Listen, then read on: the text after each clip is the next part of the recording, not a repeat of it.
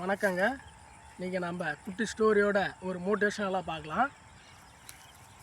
ஒரு ஒரு ஊரில் ஒரு பெரிய மனுஷர், அதான் பணம் படைத்த பெரிய மனுஷர் அவர் கீழே வேலை செஞ்ச ஒரு ஒரு தொழிலாளிக்கு அவர் ஒரு கேவலமாக நடத்த விதமாக அவர் கையில் என்ன கொடுக்கலாம், என்ன பொருள் கொடுத்து அவமானப்படுத்தலான்னு பார்க்குறாரு.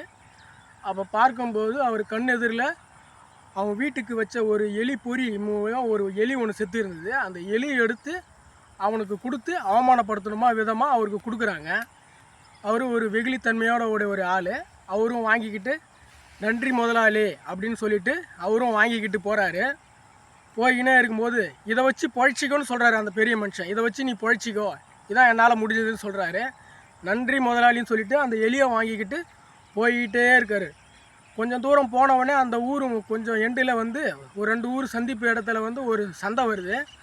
அந்த சந்தையில் இந்த எலியை எப்படி விற்கலாம், நம்ம எப்படி இதை கொஞ்சம் ஆதாயம் தேர்த்த முடியும் இது மூலயமா அப்படின்னு யோசிக்கிறாரு. அங்கே போய்கிட்டே இருக்கிறப்ப ஒரு வேர்க்கடலை, அதான் மலாட்டை விற்கிற ஒரு வியாபாரி இருக்கிறாரு. அவர் ஒரு பூனையும் வளர்க்குறாரு. எலி மலாட்டை தின்னுதுன்னு ஒரு பூனையும் வளர்க்குறாரு, ஒரு கூண்டில் பக்கத்தில் வச்சுருக்காரு. அப்போ அந்த பூனைக்கு குடிக்கிறது எந்த தீனி இல்லை. பார்க்குறாரு இந்த எலி வச்சு என்ன பண்ணலான்னு. அப்போ அவர் அந்த வேர்க்கடலுடைய முதலாளிகிட்ட போய் பேசுகிறார், அந்த வியாபாரிகிட்ட போய் இவர் பேசுகிறாரு. இந்த எலியை வச்சுக்கிட்டு உங்கள் பூனைக்கு ஒரு ஒரு உணவாக போட்டுருங்க, உங்களுக்கு ஒரு உதவியாக இருக்கும் அப்படின்னு சொல்கிறாரு, ஒரு வாய்ப்பாக இருக்குன்னு சொல்கிறாரு. அதுக்கப்புறம் அந்த அந்த எலியை வாங்கிட்டு ஓகே எனக்கு கொஞ்சம் உணவு எனக்கு பூனைக்கு போட வேண்டியதாக இதாக இருக்குது, நான் பால் இல்லை வேறு ஏதாவது தான் அரேஞ்ச்மெண்ட் பண்ணணும் அப்படின்னு சொல்லிட்டு அவர் நினைக்கிறாரு. உடனே அந்த எலியை வாங்கிக்கிட்டு உங்களுக்கு என்ன வேணும்னு கேட்குறாரு. எனக்கு கொஞ்சம் வேர்க்கடலை கொடுங்க அப்படின்னு கேட்குறாரு.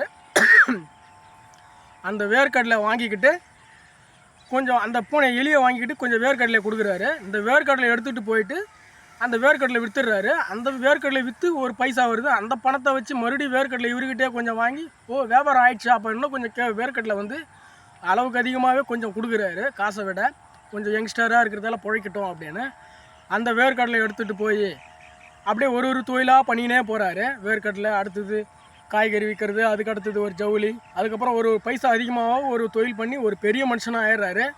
ஒரு தட்டு, ஒரு தாம்பலம், ஒரு பழம் எல்லாம் வாங்கிக்கிட்டு போய் அந்த ஊரில் பெரிய மனுஷன் அன்றைக்கி கொடுத்தாரு இல்லையா அவருக்கு, இந்தாங்க முதலாளி, உங்களால் தான் நான் ரொம்ப இன்றைக்கி இவ்வளோ பெரிய இடத்துல இருக்கிறேன், எனக்கு ஒரு வாய்ப்பாக கொடுத்தீங்க அப்படின்னு சொல்லிட்டு அந்த அவமானத்தை ஒரு மிகப்பெரிய அந்த அவமானம் தெரியாமல் இவ்வளோ பெரிய சாதனை பண்ணி வாழ்க்கையில் இவ்வளோ உயரத்துக்கு வந்துட்டாலும் அந்த முதலாளிக்கு ஒரே ஆச்சரியப்படுறாரு. இவ்வளோ பெரிய இடத்துக்கு வந்துருக்காரு பாருங்கள். இது ஒரு மோட்டிவேஷனாக நாமளும் எடுத்துக்கணும். நாமளும் ஒரு கம்பெனிலேயோ இல்லை ஊர்லேயோ இல்லை மற்ற தொழில் விஷயத்துலேயோ மற்ற தொழில் இதுலேயோ ஒரு சின்ன வாய்ப்பை கிடைச்சா கூட யாரையும் குறை சொல்லக்கூடாது. அந்த வாய்ப்பை சரியாக பயன்படுத்தி நம்ம திறமையை நிலைநாட்டி நாமளும் முன்னுக்கு வரணும், நாமளும் சாதிக்கணும் அப்படின்ற ஒரு எண்ணத்தோடு இருக்கணும். போட்டி ஆரோக்கியமாக இருக்கணும். ஒரு போராமையாவோ ஒரு பொச்சிருப்பாவோ இருக்கக்கூடாது. நன்றி, வணக்கம்.